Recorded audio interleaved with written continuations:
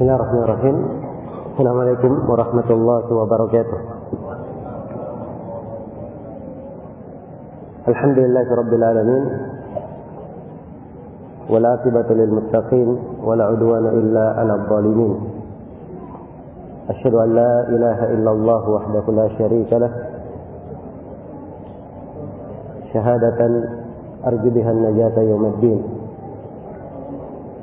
Wa asyhadu anna Muhammadan abduhu wa rasuluh sayyidul anbiya'i wal mursalin sallallahu alaihi wa ala alihi wa sahbihi wa man tabi'ahum bi ihsanin ila yaumiddin, amma ba'd.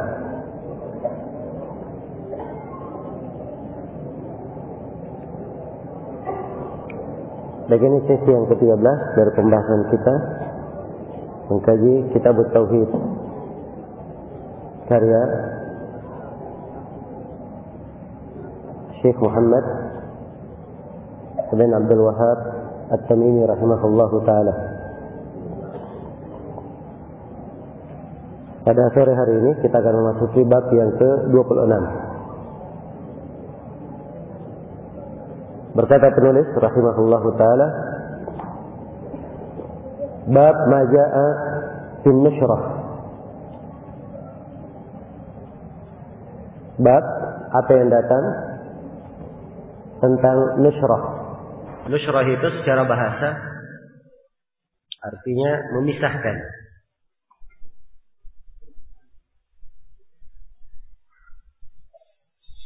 Adalah memisahkan. Yang dimaksud dengan nushrah adalah halus sihir anil mashhur. Secara istilah yaitu melepas sihir dari orang yang tersihir. Disebut nushrah.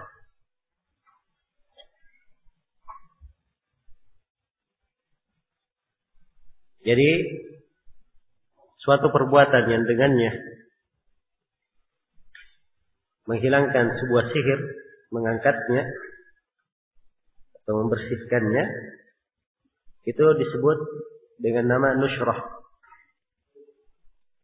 Ya. Di dalam bab ini penulis rahimahullahu ta'ala akan menjelaskan tentang hukum nushrah. Setelah berlalu beliau menjelaskan tentang hukum sihir, hukum perdukunan, hukum dukun dan tukang sihir, maka perlu diuraikan tentang masalah nushrah. Apalagi nushrah yang diharamkan, karena itu berasal dari sihir juga dan berasal dari syaitan yang bertentangan dengan tauhid. Iya. Beliau membawakan di sini sebuah hadits dan beberapa keterangan dari ulama as-salaf. Kata beliau, an Jabir radhiyallahu anhu, anna Rasulullah sallallahu alaihi wasallam su'ila 'anil nushrah. Dari Jabir radhiyallahu anhuma, Rasulullah atau Nabi sallallahu alaihi wasallam ditanya tentang nushrah. Faqala hiya min amali syaitan. Maka Rasulullah bersabda, nushrah itu dari amalan syaitan. Dari amalan syaitan. Iya. Rawahu Ahmadu bisanadin jayyidin wa Abu Dawud. Dikeluarkan hadits ini oleh Imam, diriwayatkan oleh Imam Ahmad dengan sanad jayyid. Demikian pula diriwayatkan oleh Abu Dawud. Abu Dawud berkata, su'ila Ahmadu anha faqala Ibnu Mas'udin yakrahu hadha kullahu. Jadi Abu Dawud menukil dari Imam Ahmad. Dan Imam Abu Dawud murid Imam Ahmad rahimahullahu ta'ala. Bahwa Imam Ahmad ditanya tentang nushrah. Maka Imam Ahmad menjawab bahwa Ibnu Mas'ud memakruhkan seluruh dari nushrah itu, membenci seluruh dari nushrah. Dan makruh di penggunaan ulama salaf terdahulu adalah bermakna karahatut tahrim, bermakna pengharaman. Iya. Dan jarang keluar dari hal tersebut kecuali kalau ada dalil yang menunjukkan dia makruh, bermakna makruh secara istilah yang kita kenal, hukum di bawah haram. Iya.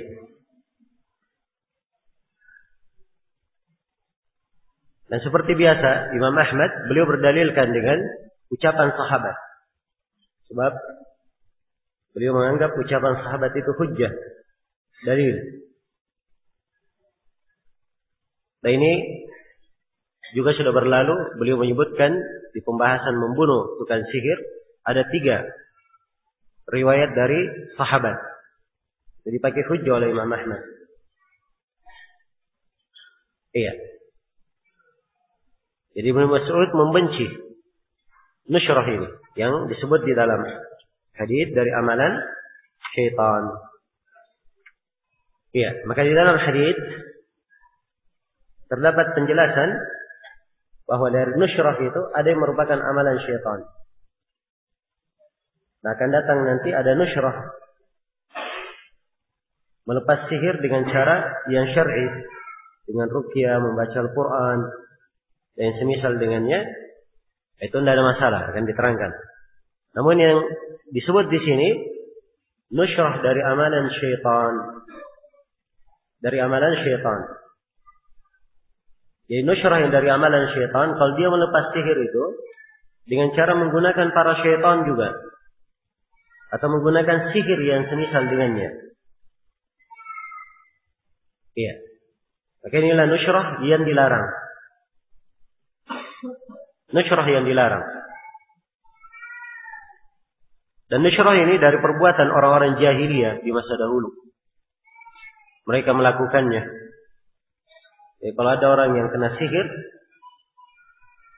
didatangkan juga kepada tukang sihir untuk melepaskan sihir itu. Jadi sihir dilepas dengan sihir. Dilepas dengan bantuan syaitan. Ini yang ditegaskan di dalam hadis bahwa itu dari amalan syaitan, dan ini yang dilarang oleh Ibnu Mas'ud radhiyallahu taala anhu. Maka di dalam hadis ini terdapat penegasan larangan dari nushrah yang dilakukan oleh orang-orang jahiliyah dengan bentuk melepas sihir dengan sihir atau menggunakan syaitan. Sebab nushrah yang seperti ini dianggap sihir dan dimaklumi penjelasan yang sudah berlalu di 2 bab sebelumnya bahwa sihir itu adalah kekufuran. Dan di dalam hadis ini juga terdapat syariat bertanya kepada para ulama, kepada orang-orang yang berilmu dalam hal-hal yang hukum di dalam perkara tersebut ada kesamaran. Maka seorang bertanya kepada ahlul ilm pada hal-hal yang ada kesamaran baginya. Kemudian penulis melanjutkan terangan beliau, wa fil Bukhari an Qatadah, di dalam Sahih Al-Bukhari dari riwayat dari Qatadah, beliau berkata, qultu li Ibnu Musayyab, saya berkata kepada Ibnu Musayyab. Iya, jadi Qatadah bertanya kepada Ibnu Musayyab rahimahullah. Dan Sa'id bin Musayyab adalah seorang tokoh tabi'in dari pemuka imam tabi'in di masahnya. Dan salah satu dari 7 ahli fikih di kota Madinah. Sa'id bin Musayyab. Itu beliau menjadi rujukan para ulama. Jangankan rujukan manusia, orang-orang umum, para ulama saja merujuk kepada beliau. Jadi Ibnu Qatadah berkata kepada Sa'id, rajulun bihi tibbun Au yu'khadu an bara'atihi. Ayuhallu anhu au yunashshar. Iya. Kata beliau, seorang lelaki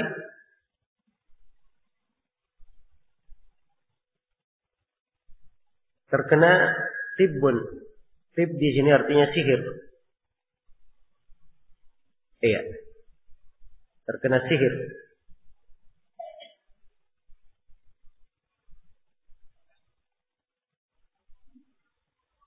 Au yu'khadu an mar'atihi. Atau ia disihir, diguna-gunai sehingga tidak bisa mendekati istrinya. Iya. Nah, ini banyak bentuk ya dari kalimat tidak bisa mendekati istri. Kadang ia tidak bisa menggaulinya, berasal dari dirinya sendiri. Kalau dia melihat istrinya misalnya, tiba-tiba dia benci, atau tiba-tiba dia tidak ada keinginan, atau kembali kepada si istri. Iya. Ini bentuk dari sihir.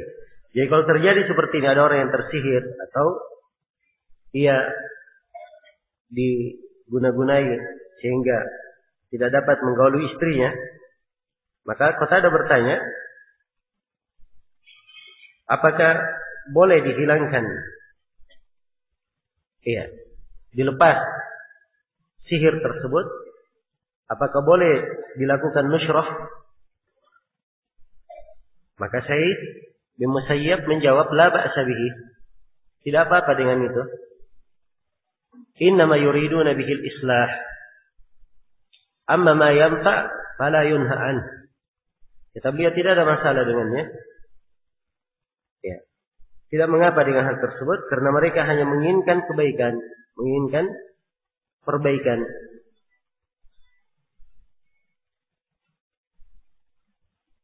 Dan demikianlah hal-hal yang bermanfaat itu tidaklah dilarang.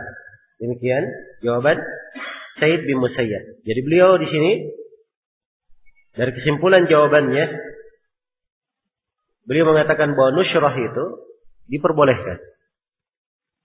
Nushrah apa? Diperbolehkan. Kalau kita lihat hadis tadi, hadis tidak boleh.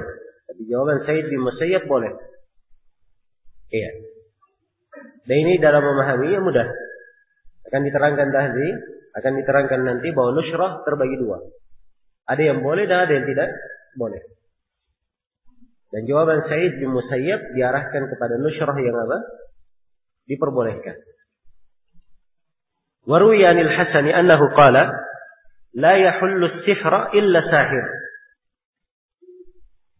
Kata beliau, dan diriwayatkan dari Al-Hasan, yaitu Al-Hasan Al-Basri, bahwa beliau berkata, tidak ada yang dapat melepas pengaruh sihir kecuali tukang sihir pula. Iya. Ini penjelasan tentang nushrah dengan cara yang batil, dilepas dengan sihir. Jadi kalau dia lepas dengan mengobati dengan sihir, berhubungan dengan para syaitan, tidak ada yang mampu melakukan hal tersebut kecuali tukang sihir juga. Kecuali tukang sihir juga. Iya. Baik. Jadi ini hadis ucapan Sa'id bin Musayyab dan fatwa dari Al-Hasan Al-Basri. Kemudian penulis rahimahullahu taala menutupnya, menyimpulkan pembahasan itu semua dengan ucapan Ibnul Qayyim. Kata beliau rahimahullah, qala Ibnul Qayyim, berkata Ibnul Qayyim. Ya. Dan ucapan Ibnul Qayyim ini adalah kesimpulannya, ya lagi tambahan di belakang ucapan Ibnul Qayyim. Qala Ibnul Qayyim an-nushrah hallu sihri anil mashhuri. Nushrah itu adalah menghilangkan pengaruh sihir dari orang yang terkena sihir. Wa hiya naw'an, dan nushrah dua macam, ada dua bentuk. Iya. Pertama, halun bisihrin mislihi. Menghilangkan sihir itu dengan suatu sihir yang semisal dengannya.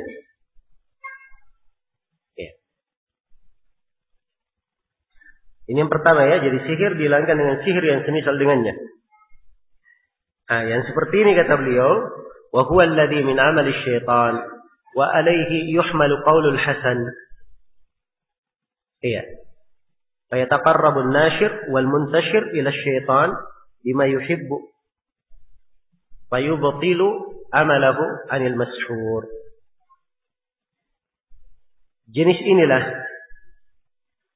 nusyrah jenis inilah yang merupakan amalan syaitan, tergolong dari perbuatan syaitan. Iya. Kepada jenis inilah ucapan Al-Hasan Al-Basri diarahkan. Kalau beliau berkata tidak ada yang bisa melepas sihir kecuali tukang sihir. Iya. Karena an-nashir, orang yang melakukan nusyrah, wal muntashir, dan orang yang dilakukan nusyrah kepadanya, yang ingin diangkat sihir itu darinya. Iya. Dia mendekatkan dirinya kepada syaitan. Bima yuhibbu, hal yang dicintai, yang disukai oleh syaitan, agar supaya syaitan membatalkan sihirnya. Ya, membatalkan amalannya dari orang yang tersihir tersebut. Baik, jadi ini globalnya pembahasan tentang nusyrah yang diharamkan. Dia mengobatinya dengan sihir yang semisal dengannya. Jadi mungkin saja syaitan yang melakukan sihir tersebut, ya, diberikan kepadanya imbalan hal yang disukai dari sajian, dari ibadah, dari perkara yang dia minta, sehingga dia batalkan amalannya. Atau dia datangkan dengan sihir yang lain yang bisa mengalahkan sihir yang pertama. Nah, ini semuanya dari amalan syaitan. Karena itu apa yang terjadi di masyarakat? Oh, kadang ada seorang yang sakit, kemudian terkena sihir, dia bawa ke dukun, ya, dan ternyata sembuh. Maka ini ada dua kemungkinan. Mungkin orang yang disembuhkan ini jinnya sama dengan jin yang dimiliki oleh siapa? Dukun tersebut. Ya. Mungkin dari anggota si dukun itu, atau mungkin ada ikatan kerja dengan dukun yang lainnya. Ya. Sehingga gampang diatur. Jelas ya? Kalau misalnya dukun yang pertama yang menimpakan sihir sudah dibayar mahal, tidak boleh membatalkan sihirnya, maka yang kedua juga membayar dukun yang lain agar supaya menghabiskan sihir yang pertama. Ya. Jadi semuanya berputar pada pekerjaan syaitan. Ya. Dan ini semuanya adalah kekufuran sebagaimana yang telah berlalu. Nah, ini nusyrah yang diharamkan. Nusyrah yang kedua, wasani an-nusyratu bir-ruqyah wat-ta'awudat wal-adwiyah wad-da'awat al-mubahah, fa hada jaiz. Yang kedua adalah nusyrah menggunakan ruqyah. Iya. Menggunakan ruqyah. Dia membaca dengan ayat-ayat Al-Quran, hadits-hadits Rasulullah pada orang yang disihir. Iya. Dan ini tentunya obat yang paling baik. Sebab Al-Quranul Karim adalah penyembuh segala penyakit. Penyembuh segala penyakit. Demikian pula nusyrah dengan ta'awudat. Dia membaca doa-doa perlindungan. Iya. Apakah yang berasal dari ayat Al-Quran maupun berasal dari hadis. Dan ta'awudat itu banyak. Doa perlindungan itu banyak. Wal adawiyah. Nusyrah dia menggunakan obat-obatan. Ya, sebab sihir itu punya pengaruh yang hakiki pada tubuh. Iya. Seorang disihir misalnya, dia menjadi lumpuh, maka dibawa ke dokter, diobati penyakitnya. Diberi obat bisa sembuh. Sebab dia punya pengaruh pada badan. Iya. Dan punya pengaruh pada hati. Demikian pula diobati dengan apa? Doa-doa yang mubah. Nah, nusyrah yang seperti ini, kata Ibnul Qayyim, hada jaiz, ini boleh. Dan di atas nusyrah yang kedua inilah kita arahkan makna dari ucapan siapa? Ucapan siapa yang berlalu? Ucapan Said bin Musayyab. Syekh bin Musayyab yang membolehkan nushrah diarahkan kepada hal ini. Baik. Jadi ini kesimpulan dari penulis, tidak lagi tambahannya. Hukum yang berkaitan dengan apa? Berkaitan dengan nushrah. Selesai sudah bab yang ke-26. Kemudian bab yang ke-27. Kata beliau rahimahullah, bab ma jaa fit tatayyur. Bab apa yang datang tentang tatayyur. Iya. Inilah yang telah berlalu, kita singgung beberapa kali dalam hadis-hadis yang menyinggung tentang tatayyur. Iya. Tatayyur itu diambil dari kata at-tayr. Iya, dari kata burung. Ya, tatayyur dia menggunakan burung di dalam menentukan kesialan atau keberuntungannya. Kesialan atau keberuntungannya. Iya. Itu makna dari sisi bahasa. Karena itu al-iyafah yang sudah berlalu itu masuk dalam bentuk tatayyur. Ya, dan tatayyur kata lebih umum. Sebab dia di dalam istilah, secara istilah tatayyur itu adalah seseorang merasa sial dengan apa yang dia lihat atau apa yang dia dengar atau apa yang dia telah maklumi, suatu yang diketahui. Iya, itu tatayyur namanya. Contoh misalnya apa yang dia lihat, dia melihat ada burung hantu di atas rumah. Ya. Maka dia pun berkata, oh ini tanda tidak baik. Macam-macamlah keyakinan orang-orang kalau ada burung hantu di atas rumah. Jelas ya? Ini dia melihat. Dan ini bentuk dari tatayyur. Akan datang nanti pengharaman hal ini. Seorang yang bertauhid ya, tidak melakukan hal tersebut, tidak terhalangi oleh hal-hal yang seperti ini. Kemudian yang kedua, dari apa yang dia dengar. Iya. Dia mendengar sesuatu, maka dia jadikan itu sebagai pertanda baik atau tidaknya. Seperti seorang kalau dia bicara, kemudian dia dengar misalnya ada suara tokek bunyi, ya. Maka sebagian orang ada keyakinan tertentu. Jelas ya? Maka ini bentuk dari tatayyur. Yang ketiga, atau dia merasa sial dengan suatu hal yang dia maklumi. Nah, seperti sebagian orang merasa tidak baik dengan hari tertentu, hari Rabu misalnya. Sebagian orang ada yang tidak mau menikah di bulan tertentu. Di bulan tertentu. Sebab itu bulan dianggap bulan apa? Bulan sial. Ya. Sebagian lagi ada yang menghindari angka tertentu. Ya. Sehingga di Indonesia itu sering diibaratkan celaka 13. Ya. Karena angka 13 menurut mereka adalah apa? Ada tidak bagus. Nah, ini subhanallah sering terjadi ya. Ya. Kita ketemukan urutan rumah nomor 1, nomor 2, nomor 3. Dicari nomor 13 dari rumah itu tidak ada. Langsung 12 berpindah kemana? Ke 13. Dan ini banyak diketemukan. Iya. Maka dibentuk dari apa? Tatayyur. Dan tatayyur ini tentunya adalah hal yang bertentangan dengan tauhid. Karena itu dibawakan oleh penulis di sini pembahasannya. Karena tatayyur bertentangan dengan tauhid. Sebab orang yang meyakini semua itu, yang pertama akan memutus tawakalnya kepada Allah. Iya. Memutus kebersandarannya kepada Allah Subhanahu wa taala. Nah, maka ini celaan di dalam tauhid. Kemudian yang kedua, kenapa tatayyur dibawakan di sini? Ya. Karena tatayyur ini artinya dia bersandar kepada sesuatu yang sifatnya wahmi, sangkaan saja. Sesuatu yang tidak jelas. Iya. Dan bersandar pada sesuatu yang tidak jelas seperti ini, itu dari perkara yang bertentangan dengan tauhid. Iya. Bertentangan dengan tauhid. Karena itu at-tatayyur atau at-tiyarah adalah perkara yang apa?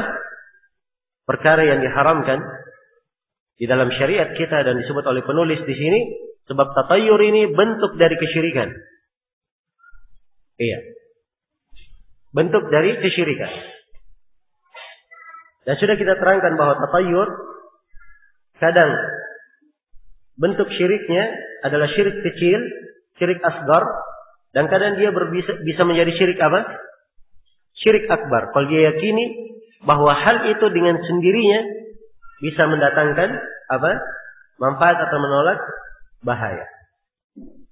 Iya. Jadi bisa menjadi syirik kecil dan bisa menjadi syirik besar. Baik. Penulis membawakan 2 ayat dan beberapa hadis di dalam pembahasan ini.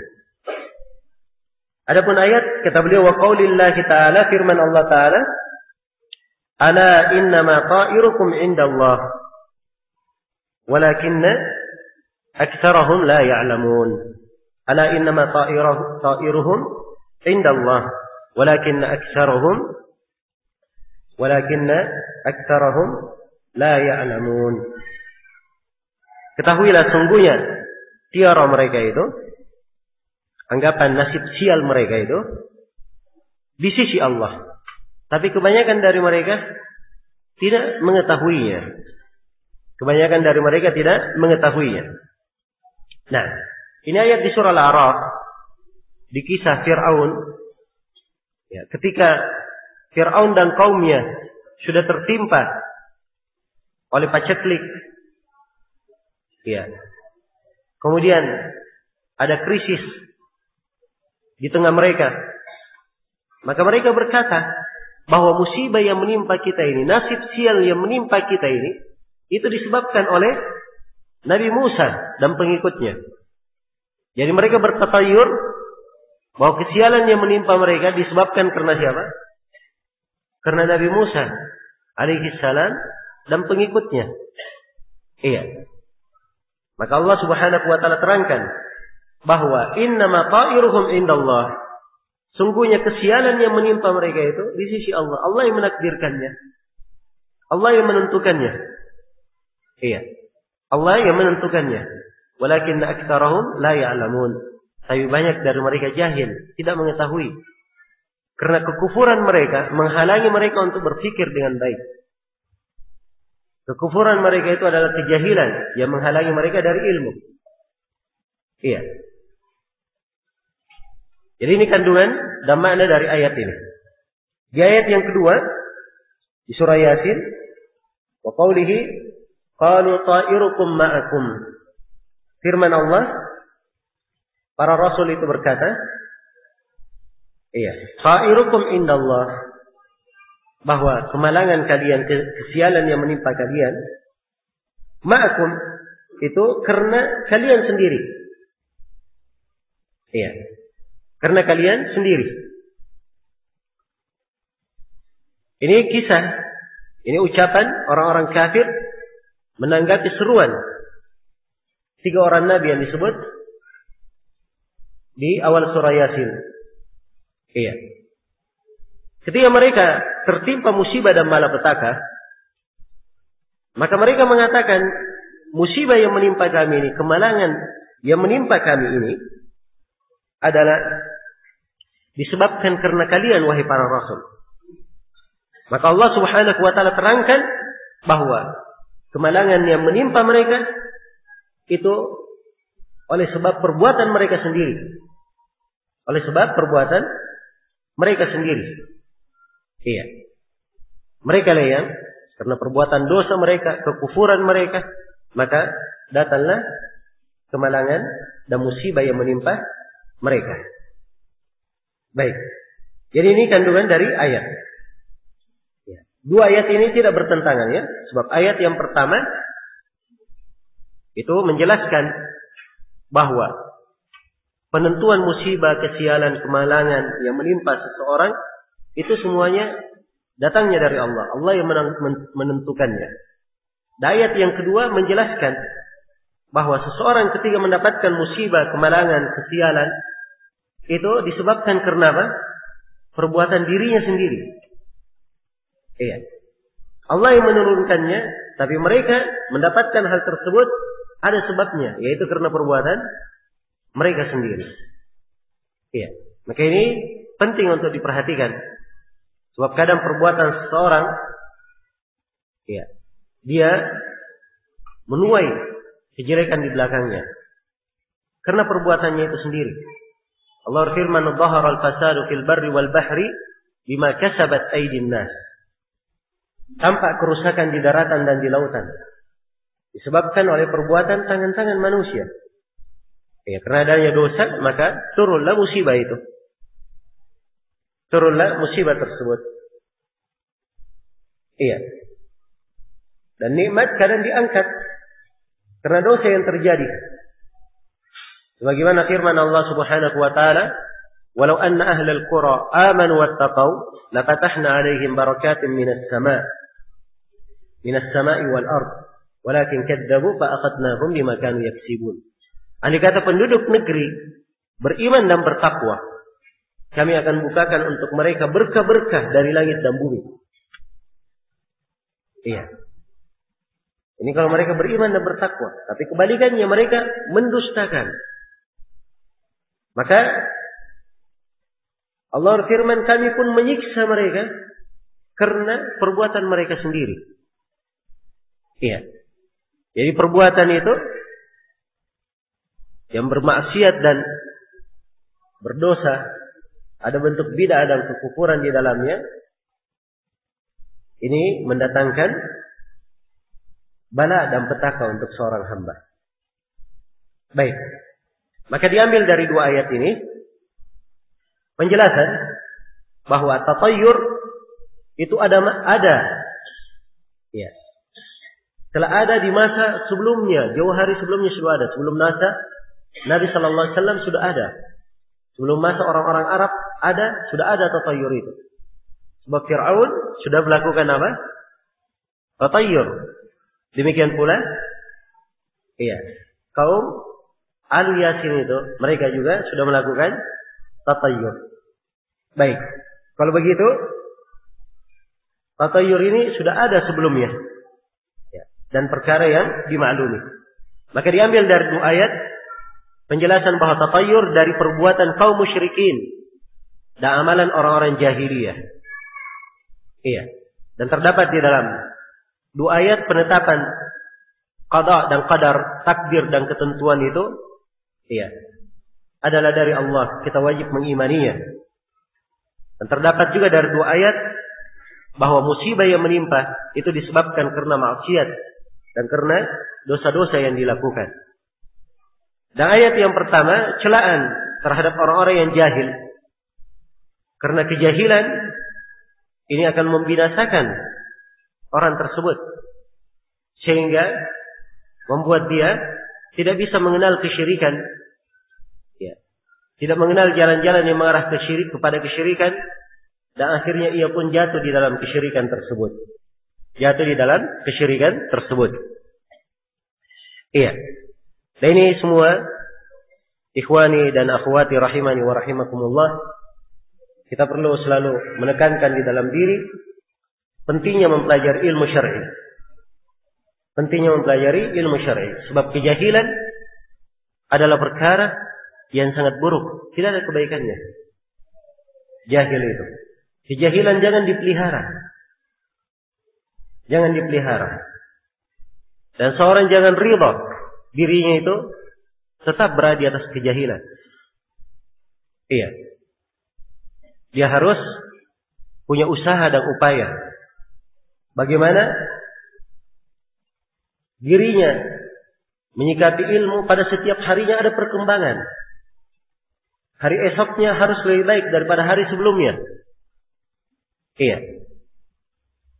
Dan seorang penuntut ilmu, kalau hari esoknya sama dengan hari sebelumnya, itu adalah kerugian baginya. hari berlalu begitu saja dan dia tidak mendapat tambahan ilmu.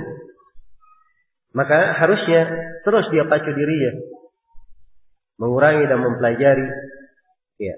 Apabila seorang masuk mempelajari sebuah buku, dia banyak mengulanginya. Iya. Ini pelajaran kitab tauhid. Kita sudah baca sekian bab. Jangan sampai selepas daurah bukunya dibungkus baik-baik, dimasukkan di dalam kotak. Ya. Kemudian dijadikan sebagai kenangan masa lalu. Ya. Tapi harusnya selalu dikaji dan dibaca. Ya. Dikaji dan dibaca. Apalagi di masa ini, alhamdulillah, kita dimudahkan menuntut ilmu. Ya, beda di masa dahulu orang menuntut ilmu itu. Subhanallah. Kita yang harus datang kepada guru. Iya. Karena itu dikenal di masa dahulu, al-ilmu yu'ta wa la ya'ti. Ilmu itu didatangi, tidak pernah datang sendiri. Gurunya berpencar-pencar. Ya. Orang yang ingin luas ilmu yang dia ketahui, dia harus rela melakukan perjalanan. Ya. Menyambut bahaya di perjalanan, berbagai penderitaan. Beda ya dengan di masa ini. Seorang yang kemanapun mudah, bisa dalam waktu beberapa saat saja dia sudah sampai, masya Allah. Ya. Dulu seorang alim kadang ingin mengetahui satu hadis saja, dia melakukan perjalanan 1 bulan. 1 bulan perjalanan untuk satu hadis. Oh, sekarang ini Allah mudahkan kita. Seorang bisa bertanya hanya dengan mengangkat apa? Gagan telepon saya. Dia bisa bersurat. Ya. Di masa beberapa tahun yang lalu, ngirim surat itu nunggu berhari-hari. Kalau sekarang, ya, bisa kirim pakai SMS, bisa kirim pakai email, banyak cara. Hal yang dimudahkan. Kalau begitu, kalau ada kekurangan seorang dalam masalah ilmu di hari ini, itu artinya dia sendiri yang tidak mensyukuri nikmat. Dia sendiri yang tidak mensyukuri nikmat. Sebab fasilitas sangat banyak. Ya. Tapi umumnya orang-orang yang banyak fasilitasnya lebih banyak malasnya. Umumnya seperti itu. Karena itu di masa dahulu, ya kurang fasilitas, tapi rajinnya lebih banyak para ulama. Dan ilmunya lebih berberkah. Ilmunya lebih berberkah. Sehingga ilmu itu menjadi mulia. Nah, jadi sekali lagi, di dalam ayat yang pertama terdapat celaan akan kejahilan. Kemudian di ayat yang kedua terdapat wajibnya seseorang itu menerima nasihat. Kalau dinasihati dia terima. Iya. Karena menolak nasihat itu ciri orang-orang kafir. Sebagaimana orang-orang yang disebut di surah Yasin ini, mereka setelah mendapatkan nasihat dari para rasulnya, kemudian mereka mendapatkan musibah, justru mereka merasa mendapat kesialan disebabkan oleh para rasul. Menolak nasihat. Dan ini sifat orang-orang kafir. Iya. Dan 2 ayat menegaskan bahwa apa yang dibawa oleh para rasul semuanya adalah kebaikan. Semuanya adalah hal yang mengarahkan kepada kebaikan dan keberkahan bagi siapa yang mengikutinya. Iya. Kemudian penulis membawakan hadis. Kata beliau rahimahullah, wa an Abi Hurairah radhiyallahu anhu anna Rasulullah sallallahu alaihi wasallam qala, la adwa wa la tiyara wa la hamata wa la safar. Wa la hamata tidak ditasydid mimnya ya. Kalau itu di buku diperbaiki. Tidak ditasydid mimnya. Wa la hamata wa la safar. Wa la safar. Akhrajahu. Zada Muslimun wala nau'a wala gula. Iya.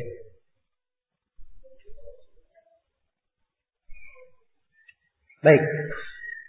Ini hadis Abu Hurairah.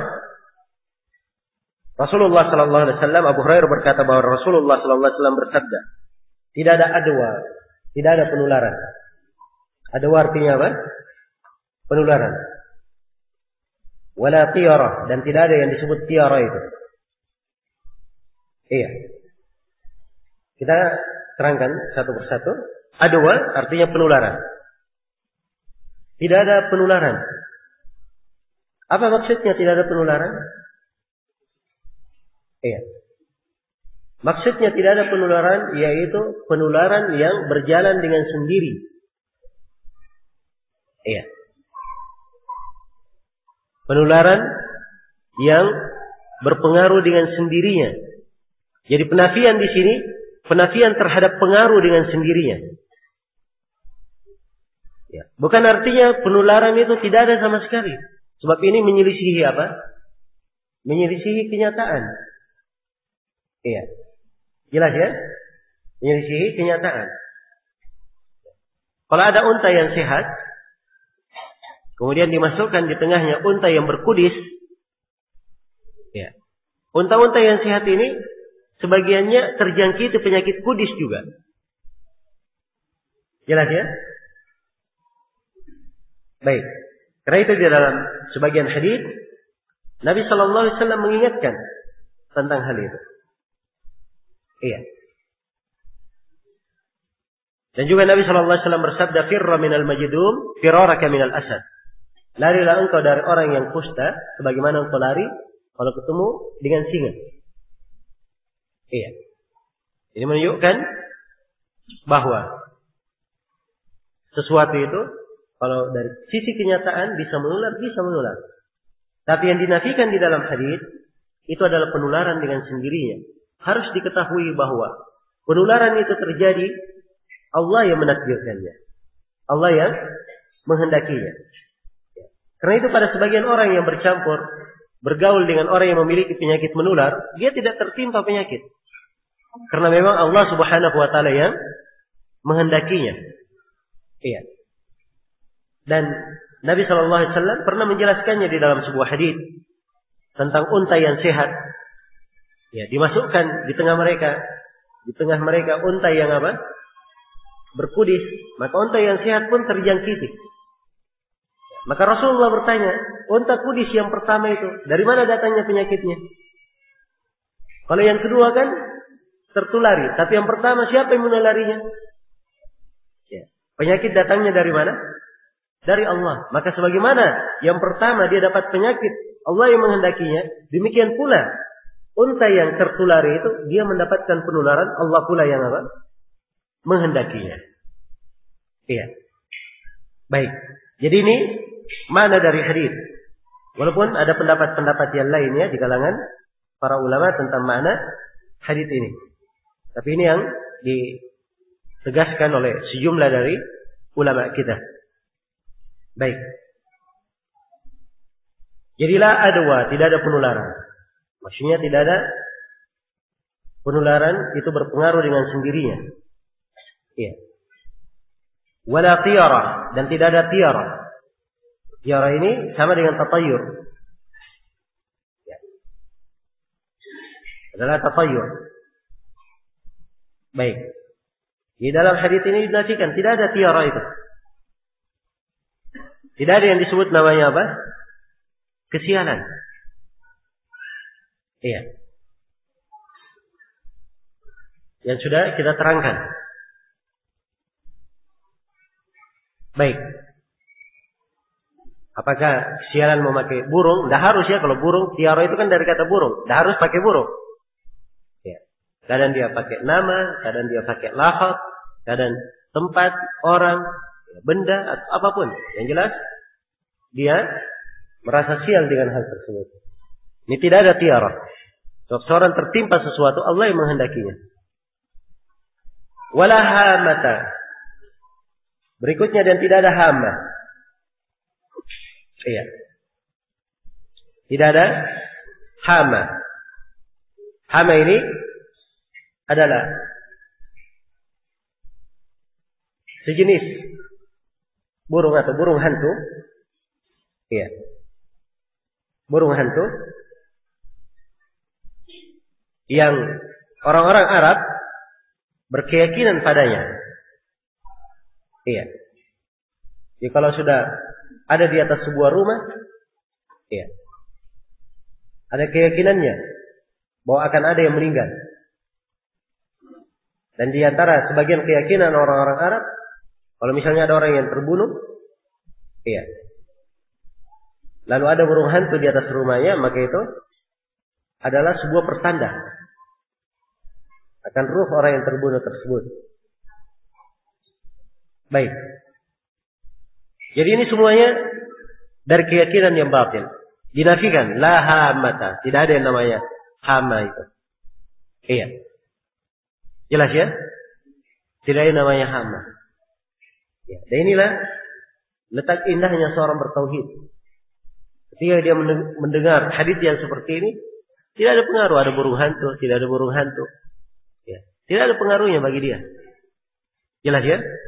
Tidak ada pengaruhnya. Ya. Beda dengan orang yang tidak mengenal tauhid, terbiasa dengan kesyirikan. Hal tersebut membuat dia takut. Ya. Dan orang yang jatuh dalam kesyirikan itu orang yang paling tidak bahagia hidupnya, penuh dengan ketakutan. Penuh dengan apa? Ketakutan. Iya. Dan akan datang nanti ya pembahasan khauf. Sebagian orang kadang seperti yang dikisahkan oleh sebagian masyayikh, ya, ada orang yang berjalan di dari sebuah kota ke kota yang lainnya di Mesir. Ya. Kemudian ada seorang peminta-minta. Jadi dia berjalan menggunakan taksi dengan jasa taksi. Maka datanglah seorang peminta-minta di lampu merah. Meminta kepada penumpang ini, berikan saya duit. Minta. Penumpang berkata, tidak, saya tidak mau beri. Dia bersumpah dengan nama Al-Badawi, beri saya duit. Ya. Maka kata penumpang ini, kamu bersumpah lagi dengan selain nama Allah. Ya. Demi Allah, saya tidak akan beri kepada kamu. Tidak diberi. Jalan taksinya. Ya. Penumpangnya tidak ada masalah, tapi yang menjadi masalah adalah sopirnya. Dia merasa sangat takut sekali. Ya. Ditanya oleh si penumpang, kenapa kamu takut? Katanya tadi orang itu bersumpah dengan nama Badawi, kamu tidak kasih. Wah, kita khawatir. Apa? Dapat musibah di jalan. Ya. Perhatikan ya. Ketakutan apa? Ahlu syirk. Ya. Maka orang yang bertauhid ini, penumpang ini berkata, jalan saja. Ya. Jalan. Berjalan, alhamdulillah sampai ke tempat dia dituju.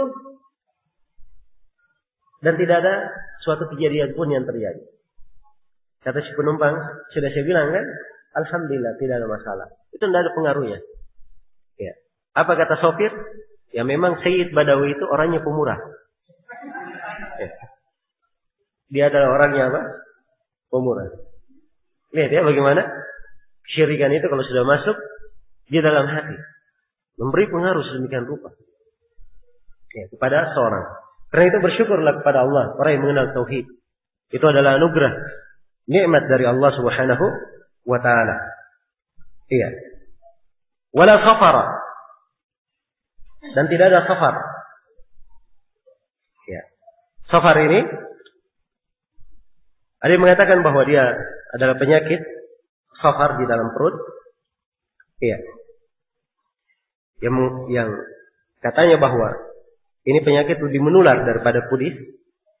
Ya.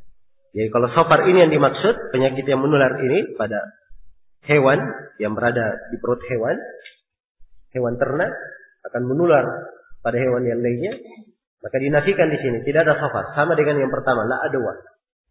Maksudnya penafian dengan apa? Penularan dengan sendirinya. Dan ada yang menafsirkan safar adalah bulan safar yang kita kenal. So banyak orang ya merasa sial di bulan apa? Di bulan safar. Dan ini di Indonesia pun berjalan. Ya. Kalau di bulan tertentu di Indonesia seperti bulan safar, itu undangan-undangan kawin itu apa? Jarang datang. Tapi coba di bulan-bulan tertentu. Ya, biasanya di bulan Sya'ban ya. Nah, itu ramai. Biasanya dalam sehari ada 5 sampai 10 orang yang menikah. Ya. Jelas ya? Baik. Dan ini dari keyakinan yang keliru. Ini la safar. Yang seperti ini tidak ada safar. dinafikan di dalam Islam. Ya, semua bulan sama. Iya, tidak ada perbedaan. Kemudian dikatakan wala nau'a. Ya, dan tidak ada keyakinan pada bintang. Ini akan datang nanti ya, bab tersendiri tentang apa? Orang yang meyakini turunnya hujan itu dengan bintang tertentu. Iya. Dan ini akan kita terangkan pada tempatnya. Ya, jadi kalau hujan turun bukan karena bintang ini, bintang itu, turun karena karunia dari Allah Subhanahu wa taala. Jelas ya? La nau'a. Iya. Kemudian yang terakhir kata beliau wala gula, dan tidak ada gul. Iya. Tidak ada gul. Nah, ini keyakinan di kalangan orang-orang Arab kalau mereka melakukan perjalanan, ya. Kadang-kadangnya ada syaitan-syaitan yang bisa menyesatkannya di jalan. Iya. Bisa menyesatkannya di jalan. Maka ya, tidak ada gula. Apa yang disebut gul itu dari syaitan, dari kalangan jin, ya, maupun dari syaitan yang mereka sangka bisa menyesatkan dari jalan atau membinasakan. Hadis ini menerangkan batilnya hal tersebut. Ya, bahwa syaitan itu tidak bisa menyesatkan seorang pun atau membinasakannya. Iya, membinasakannya. Semuanya dengan izin Allah Subhanahu wa taala. Maka sekali lagi tidak perlu dia peduli dan perhatikan kepada hal-hal yang seperti itu. Dan inilah yang ya, berjalan di banyak anak-anak kaum muslimin. Ya, karena pendidikan dari kecilnya sudah terdidik dengan apa? Hal-hal yang berbau kesyirikan, waliyadzubillah. Iya. Sehingga anak-anak kecil itu ke WC saja minta ditemani. WC saja minta ditemani. Nah, itu bedakan ya antara anak-anak kecil yang biasa nonton televisi. Ini luar biasa kerusakan yang menimpa anak. Iya. Dan anak kecil yang tidak pernah nonton televisi. Nah, ya mereka dalam ya, bepergian kemanapun gelap itu tidak ada masalah. Seakan-akan tidak ada masalah. Tapi anak kecil yang biasa nonton televisi, ya, jangankan ke tempat yang gelap, disuruh ke kuburan di malam hari, ya, ke WC saja minta ditemani. Nah, karena itu hendaknya dijaga, ya, diri dan keluarga dari hal-hal yang bisa membahayakan akidah. Baik. Ya, selesai ya hadis ini. Kemudian berikutnya kata beliau rahimahullah, walahu ma'na Anasin annahu qala Rasulullah sallallahu alaihi wasallam la adwa wa la tiyara wa yu'jibuni al-fa'al. Qalu wa ma al-fa'al? Qala al-kalimatu at-tayyibah. Diriwayatkan pula oleh keduanya Al-Bukhari dan Muslim dari Anas, beliau berkata Rasulullah sallallahu alaihi wasallam bersabda, tidak ada adwa dan tidak ada tiara. Ini sama, sudah berlalu ya, tidak ada adwa, tidak ada penularan. Maksudnya penularan apa di sini? Menular dengan sendirinya. Sebab orang-orang jahiliyah meyakini penyakit itu menular dengan sendirinya. Maka ini dinafikan oleh Islam. Penyakit itu menular, Allah Subhanahu wa taala yang menakdirkannya. Wala tiara, demikian pula tidak ada tiara. Tidak ada sangkaan pada sesuatu itu membawa kesialan. Ya. Nah, akan tetapi kata Nabi, yu'jibunil fa'al. Al-fa'al membuat saya takjub. Ya. Nah, ini dibedakan di sini antara al-fa'al dan apa? At-tiara. Ini dua hal yang bertentangan. Dua hal yang bertentangan. Nah, kalau at-tiara itu adalah dia merasa sial atau merasa akan tertimpa musibah oleh sesuatu. Tapi kalau al-fa'al tidak. Ya. Al-fa'al itu dia mengharap yang baik. Dia mengharap yang baik. Nah, ya kalau dia melakukan sesuatu, dia harapkan ya, menjadi baik, tafa'ul. Sesuatu itu menjadi baik. Nah, ini yang paling bagusnya. Sebab seseorang itu ya, tidak putus dari harapan. Kalau dia melakukan amalan, maka amalannya tersebut adalah amalan yang apa? Amalan yang memang diharapkan ada kebaikan. Berbeda dengan orang yang percaya dengan tiara. Wah, ini musibah menimpanya. Musibah menimpanya. Kadang dia melakukan sebuah amalan. Ya. Kemudian dia melihat sesuatu. Kadang sesuatu yang dia lihat ini membuat dia memutuskan amalannya. Tidak jadi. Jelas ya? Tidak jadi. Dan ini bentuk dari tiara. Ya. Seperti sebagian orang ingin bangun jembatan misalnya. Jembatannya sering rubuh, sering gagal, sering ini. Wah, ini kayaknya jembatan ini, sungai ini ada penunggunya. Ya. Jelas ya? Nah, ini bentuk dari tiara. Akhirnya tidak jadi bangun jembatan. Kadang ada yang jadi, tapi subhanallah berbagai bentuk kesyirikan dilakukan. Buang sesajenan. Ya. Sampai naudzubillah, di sebagian perusahaan lagi ini yang menjadi pembahasan kadang orang-orang yang belajar, yang dipandang terpelajar. Ya. Bukan orang-orang yang terkungkung dengan apa? Adat istiadat.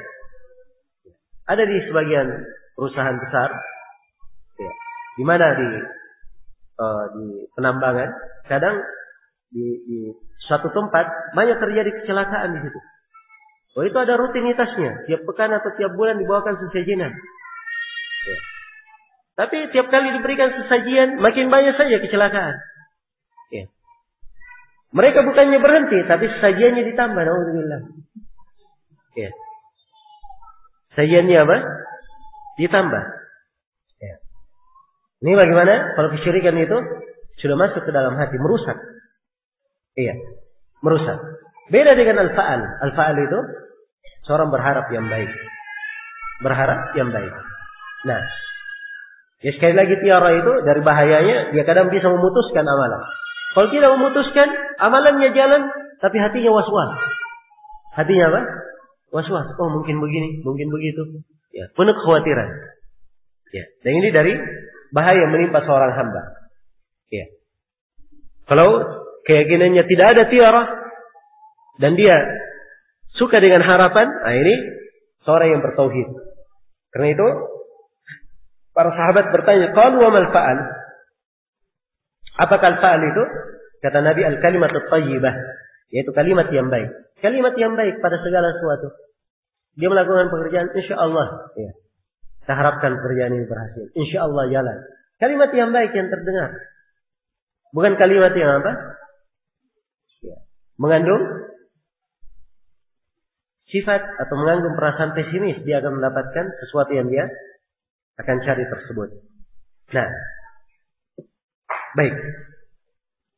Kemudian di dalam hadits berikutnya, ya, maka di dalam hadits ini ditegaskan tentang tercelanya adwa dan tiarah, ya sebagaimana telah disebut di dalam hadits sebelumnya, ya. Dan hadits ini dan hadits sebelumnya penegasan bahwa siapa yang ingin menjaga tauhidnya, membersihkannya dari kesyirikan, dia harus memutus keyakinan dari seluruh apa yang dinafikan di dalam hadits-hadits ini. Dan di dalam hadits yang terakhir yang kita baca terdapat penjelasan bahwa al-fa'al adalah hal yang disyariatkan karena terdapat di dalamnya husnul dzan, baik sangka kepada Allah Subhanahu wa taala. Nah, baik sangka kepada Allah Subhanahu wa taala. Kemudian dalam riwayat berikutnya, wala Abi Dawud bi sanadin sahih an Urwah bin Amir radhiyallahu anhu annahu qala ذكرت الطيرة عند رسول الله صلى الله عليه وسلم فقال أحسنك الفعل ولا ترد مسلما فإذا رأى أحدكم ما يكره فليقل اللهم لا يأتي بالحسنات إلا أنت ولا يدفع السيئات إلا أنت ولا حول ولا قوة إلا بك. Ya. Kata beliau diriwayatkan oleh Abu Dawud dengan sanad yang sahih dari Urwah bin Amir radhiyallahu anhu, beliau berkata, disebutkan tentang tiara di sisi Rasulullah sallallahu alaihi wasallam, maka beliau bersabda, yang terbaik adalah al-fa'al. Yang terbaiknya adalah apa? Al-fa'al. Sudah berlalu ya bahwa al-fa'al bukan tiara. Bukan tiara. Ya, tapi di sini Nabi sebutkan ya, hal yang lebih baik daripada tiara itu adalah al-fa'al. Itu yang terbaik.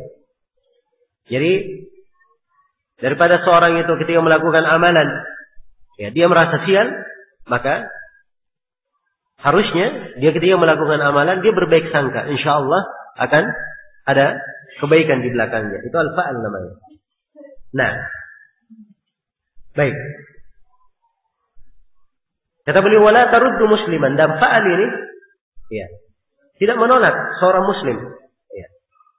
Tidak menolak seorang muslim dalam menunaikan hajatnya. Di dalam menunaikan hajatnya.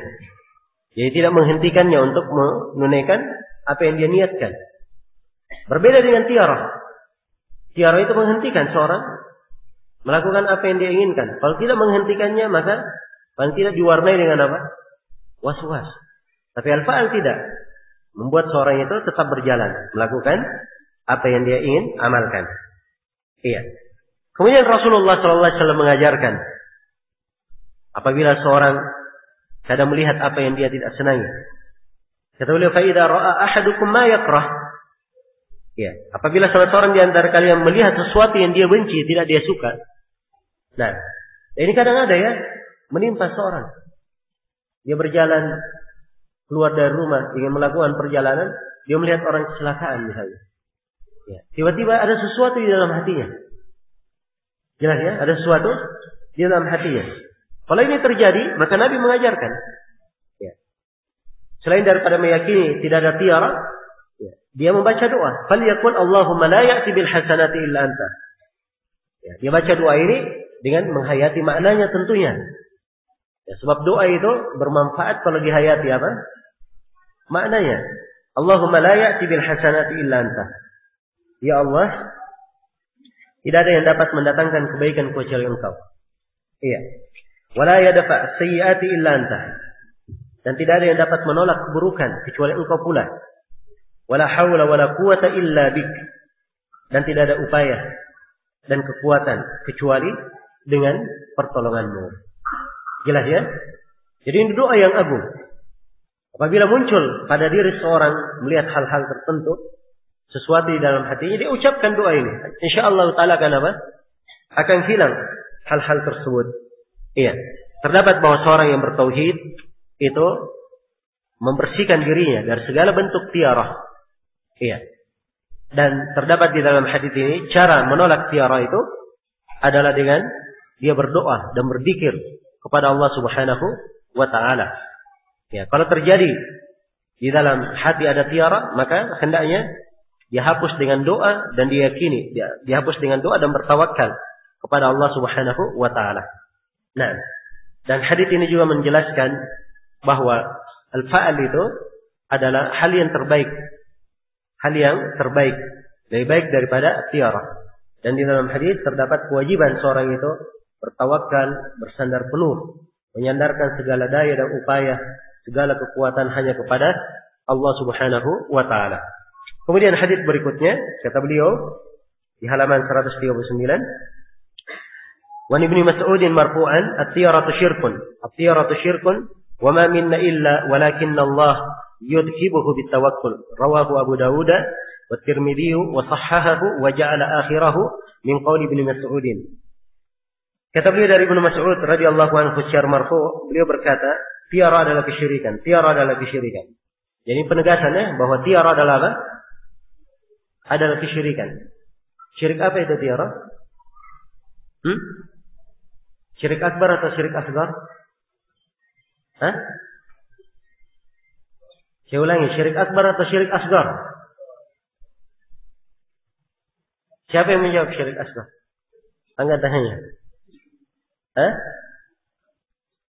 Iya. Yang menjawab syirik akbar? Angkat tangannya. Ya. Kan sudah kita katakan bahwa hukumnya apa? Dirinci. Kalau dasar hukumnya, ya, tiara dijadikan sebagai sebab, itu syirik apa? Syirik asgar. Tapi kalau dia yakini, ya, burung hantu itu mendatangkan kesialan secara sendirinya, ini hukumnya apa? Ini syirik akbar. Jelas ya? Baik. Jadi ini dua hal. Ya. Sudah kita terangkan kaidah ya di dalam masalah sebab. Itu kaidahnya perlu diingat ya. Kaidahnya perlu diingat. Nah itu kaidah sangat penting sekali untuk diketahui. Ya, saya ulangi kaidah yang kemarin ya, supaya mungkin ada beberapa kawan-kawan yang belum hadir. Ya, bahwa siapa yang meyakini pada sesuatu dia bisa menjadi sebab, padahal sesuatu ini bukan sebab yang disyariatkan, bukan pula sebab secara takdir, ya, maka hukumnya adalah apa? Syirik asghar. Ya. Kita sudah uraikan bahwa segala sesuatu itu terjadi Allah Subhanahu wa taala menjadikan untuknya apa? Sebab. Dan Allah yang mengadakan sebab-sebab itu. Maka siapa yang mengadakan sebab yang tidak diadakan oleh Allah, tidak ditakdirkan oleh Allah, itu artinya dia ingin menandingi Allah di dalam mengadakan sebab. Maka ini menandingi Allah di dalam mengadakan sebab, hukumnya apa? Kesyirikan. Sudah berlalu definisi syirik. Apa definisi syirik? Tidak boleh lupa ya definisi syirik. Bagaimana caranya antum tahu syirik kalau lupa definisinya? Ya, definisi syirik taswiyatu ghairillahi billahi fi syai'in min khasa'isillah. Menyatarakan selain Allah dengan Allah pada sesuatu yang merupakan kekhususan Allah. Ya, jadi mengadakan sebab itu kekhususan Allah. Begitu ada yang mengatakan ini ada sebab tetapi Allah tidak mensyariatkannya, Allah tidak menakdirkan sebab ini ada. Ya, kemudian dia katakan ini juga sebab, ini artinya dia ingin menandingi Allah di dalam mengadakan sebab. Dia itu hukumnya apa? Adalah kesyirikan. Tapi ini dalam pembahasan tiara itu hukumnya syirik apa? Syirik asghar. Iya, syirik asghar. Dan ini sekali lagi ya, kaidah di dalam masalah sebab ini penting. Ya. Sudah berlalu ya beberapa pembahasan kita memakai kaidah ini. Pembahasan tiara. Akan datang nanti lagi pembahasan tentang bintang. Kita akan pakai lagi kaidah ini. Ya. Dan di beberapa pembahasan kita memakai kaidah. Baik.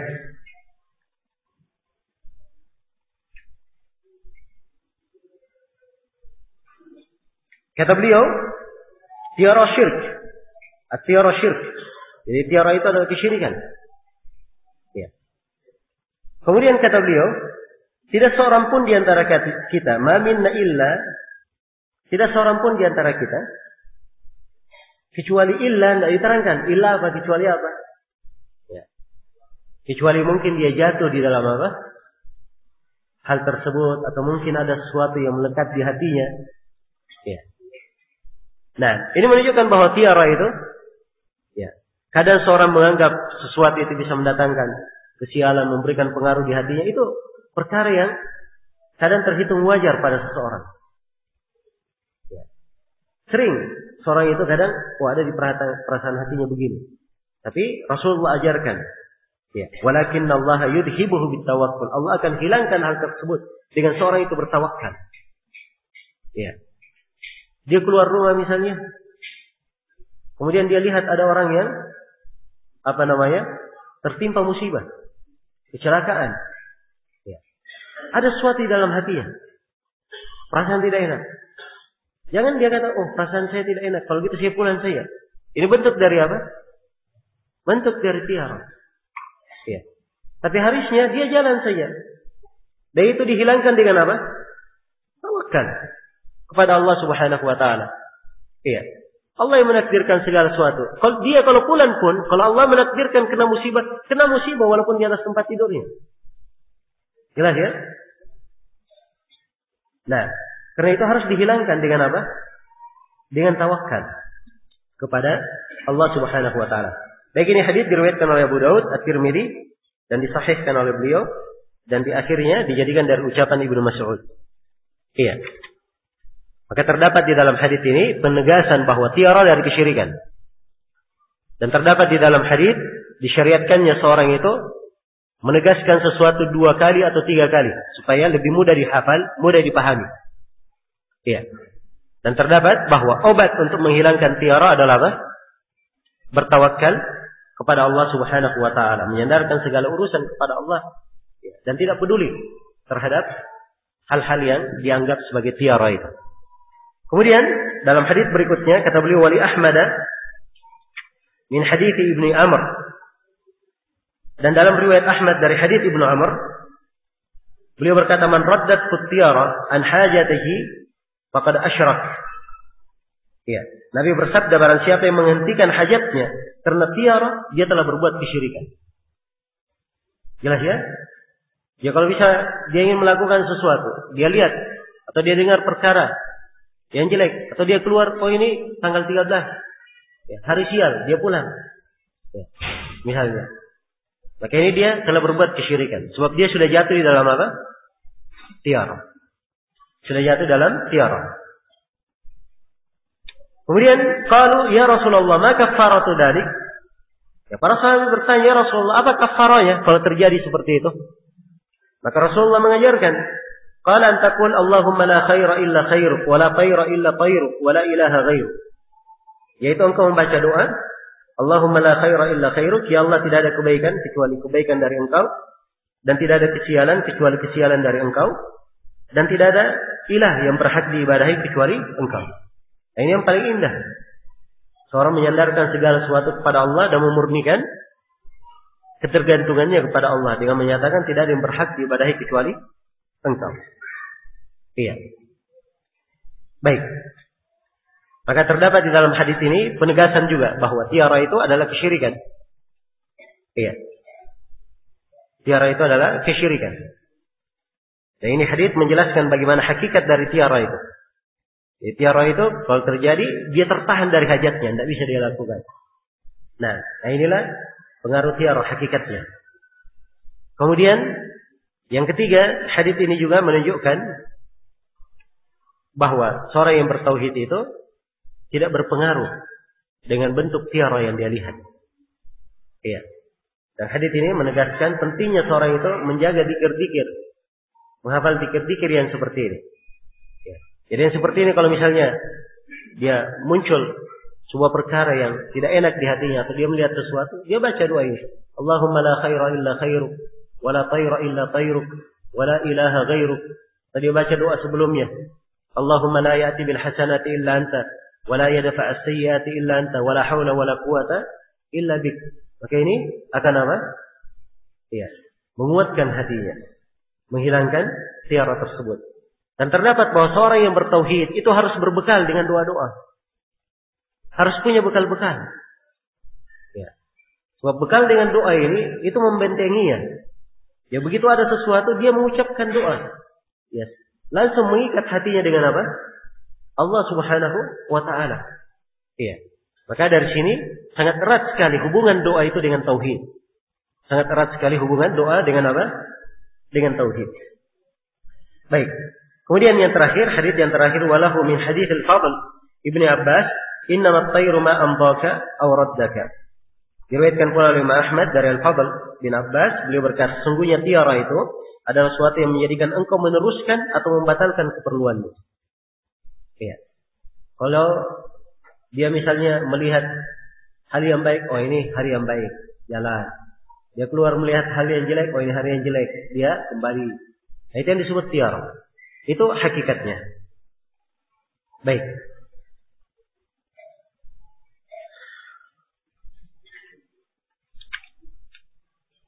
Iya, selesai sudah ya pembahasan tentang at-tiara. Kemudian di pembahasan berikutnya, kata penulis rahimahullah dalam bab yang ke-28, bab maja'a fit tanjim. Bab apa yang datang tentang ilmu nujum. Ilmu astrologi. Iya.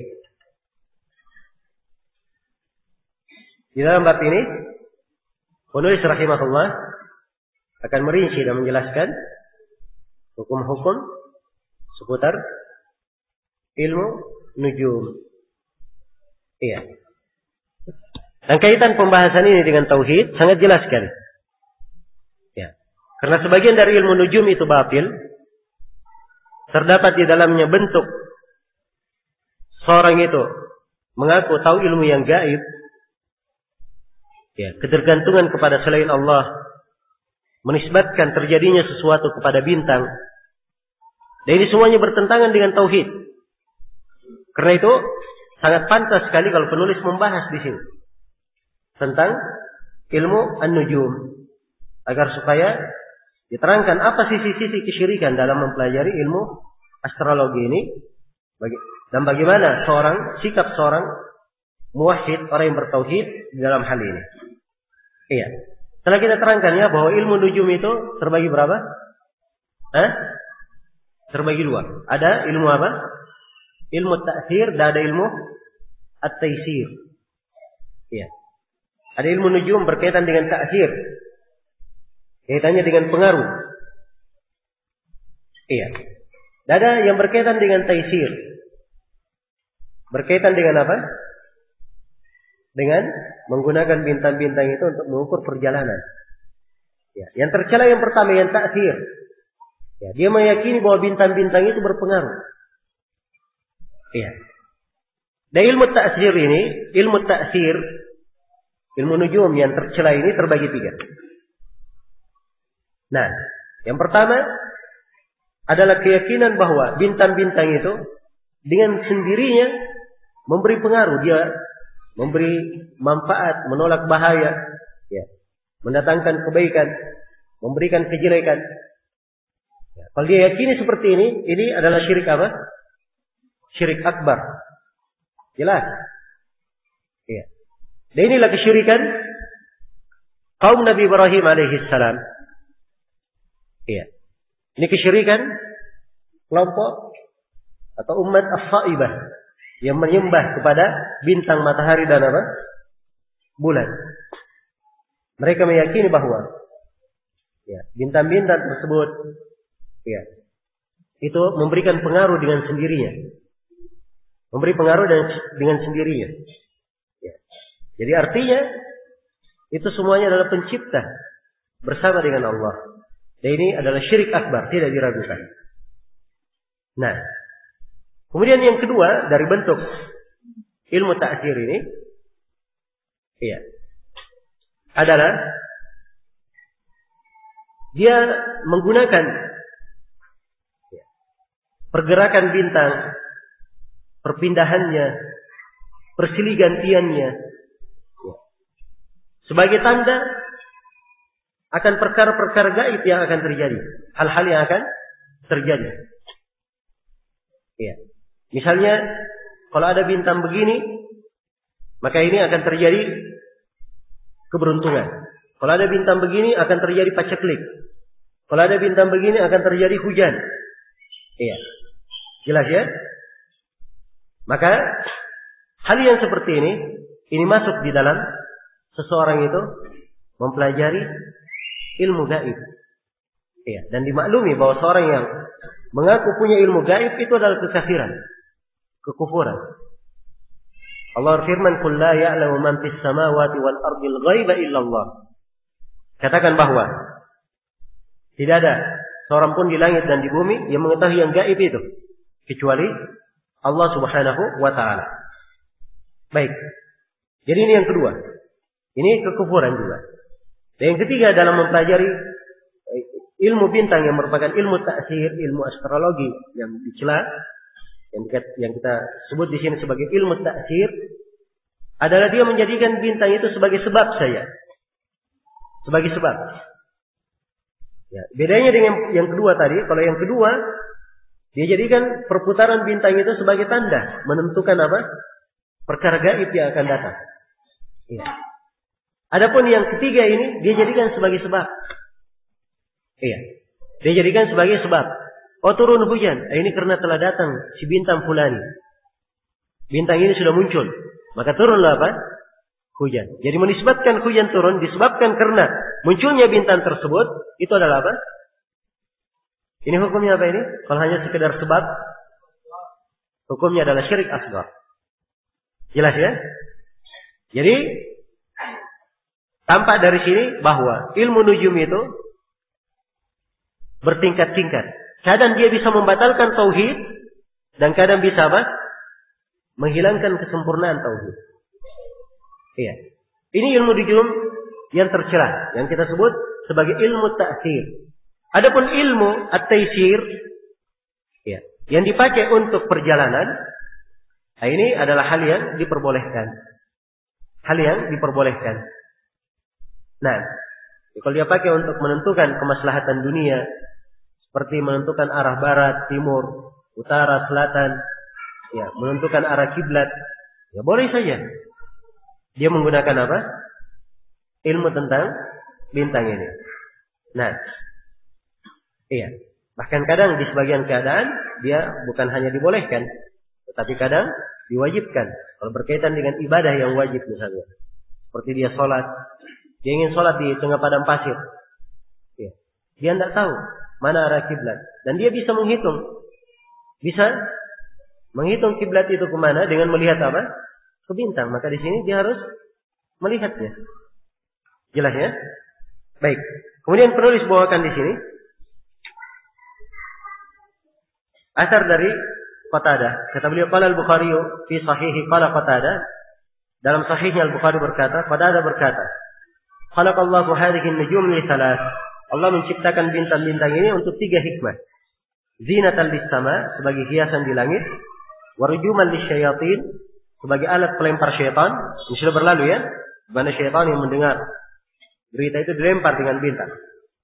Wa alamatin yuhtada biha, dan sebagai tanda-tanda petunjuk, ya, yang diambil petunjuk dengannya, diambil arah dengannya.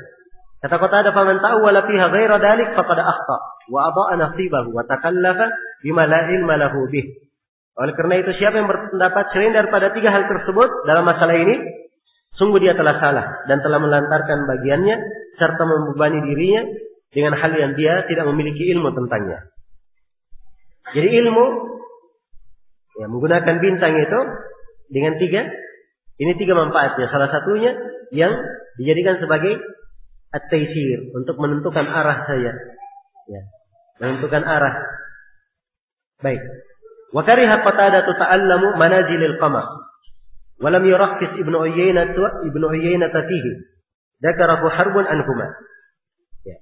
Qatadah rahimahullah, beliau menganggap makruh mempelajari letak-letak peredaran bulan. Sebab seorang yang ingin mengetahui ilmu astrologi, dia harus mengenal manazilul qamar, letak-letak peredaran bulan yang jumlahnya 28. Ya. Jelas ya? Demikian pula Ibnu Uyainah tidak membolehkannya untuk mempelajari. Ya, Imam Harb meriwayatkan hal tersebut dari beliau berdua. Nah, kemudian kata beliau rahimahullah, ya, wa rakhasa fi ta'allumil manazil Ahmad wa Ishaq. Adapun Ahmad dan Ishaq ibn Rahawai, keduanya memperbolehkan mempelajari letak-letak peredaran bulan tersebut. Ya, dan ini tidak bertentangan ya. Sebab yang pertama, Qatadah dan Ibnu Uyainah melarang, itu larangannya sifatnya kalau memang, ya, tidak dipakai untuk mempelajari apa? At-taysir, tentang bagaimana cara berjalan, ya, untuk mengetahui arah. Karena itu makruh mempelajarinya. Tapi kalau dipelajari untuk mengetahui taysir, berjalan, mengetahui arah, itu tidak ada masalah.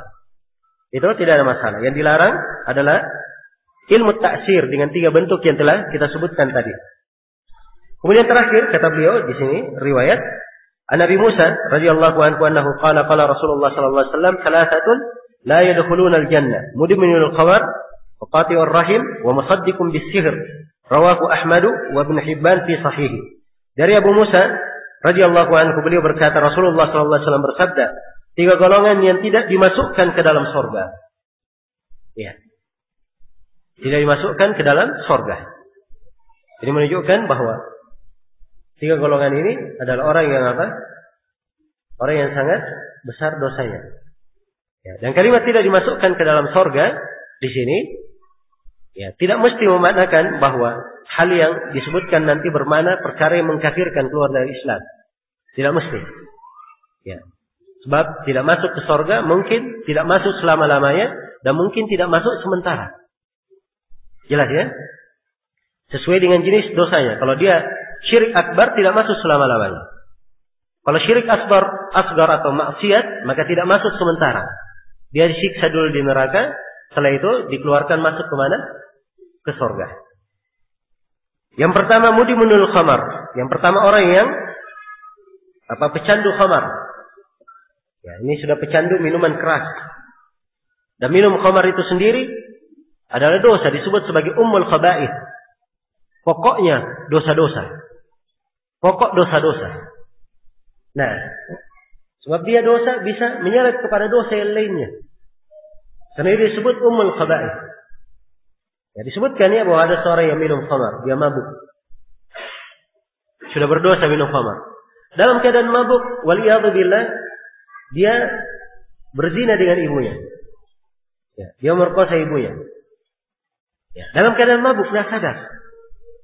Begitu dia sadar, maka dia seakan-akan ada perasaan begitu bahwa dia melakukan sesuatu pada ibunya.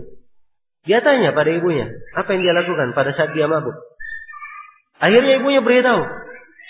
Begitu dia tahu, dia merasa dirinya bersalah sekali. Akhirnya dia membunuh dirinya. Ya, sudah jatuh dalam berapa dosa? Dalam 3 dosa.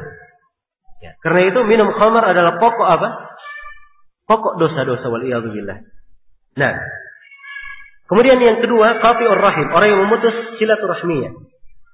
Ya, ini termasuk dosa besar juga. Kemudian yang ketiga, wa musaddiqun bisihir, orang yang mempercayai sihir. Dan ini sisi pendalilan penulis di sini. Ya, sebab ilmu nujum kalau dia percayai, itu artinya dia mempercayai sihir. Itu artinya dia mempercayai sihir. Baik.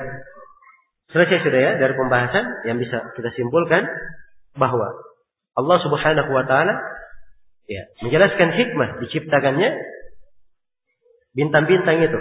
Di mana? Di dalam Al-Quran. Dan itu yang disimpulkan oleh Qatadah. Yang pertama sebagai hiasan di langit. Sebagaimana dalam firman Allah, وَلَقَدْ زَيَّنَّا السَّمَاءَ الدُّنْيَا بِمَصَابِيحِ. Sungguh kami telah hiasi langit dunia itu dengan bintang-bintang. Nah, yang kedua sebagai lemparan untuk syaitan. Sebagaimana firman Allah, وَجَعَلْنَاهَا رُجُومًا لِلشَّيَاطِينِ. Kami jadikan sebagai lemparan untuk syaitan. Dan dijadikan sebagai tanda mengenal arah. Bagaimana firman Allah Subhanahu wa taala, "Walladzi ja'ala lakumun nujuma litahtadu biha fi dhulumati al-barri wal bahr." Dialah Allah yang menjadikan untuk kalian bintang-bintang sehingga kalian mengambil petunjuk arah di kegelapan, di daratan maupun di lautan. Baik. Kemudian di dalam kandungan bab ini juga terdapat bantahan terhadap orang yang menyangka bahwa bintang itu ada hikmah lain selain dari 3 yang disebut. Ya, dan terdapat di dalam keterangan yang telah berlalu di bab ini wajibnya kembali kepada penjelasan Al-Quran dan Sunnah Rasulullah Sallallahu Alaihi Wasallam. Ya, mengambil petunjuk dari Al-Quran dan Sunnah Rasulullah Sallallahu Alaihi Wasallam. Di dalam hadis terdapat penjelasan haramnya, ya ilmu tanjim, dan itu dari dosa besar, ya karena dia masuk dalam sihir dan terdapat haramnya meminum khamar dan juga kewajiban menyambung silaturahmi dan haramnya memutuskan silaturahmi tersebut. Dan terdapat di dalam hadis penegasan wajibnya seseorang itu mendustakan segala bentuk sihir. Ya, kalau dia mempercayai sihir dosa, maka kewajibannya dia harus mendustakan segala bentuk apa? Bentuk sihir. Ya, wallahu taala alam. Baik, cukup dulu di sini. Insyaallah taala kita sambung nanti setelah salat maghrib. Subhanakallahumma wa bihamdik, asyhadu an la ilaha illa anta, astaghfiruka wa atubu ilaik. Walhamdulillahirabbil alamin.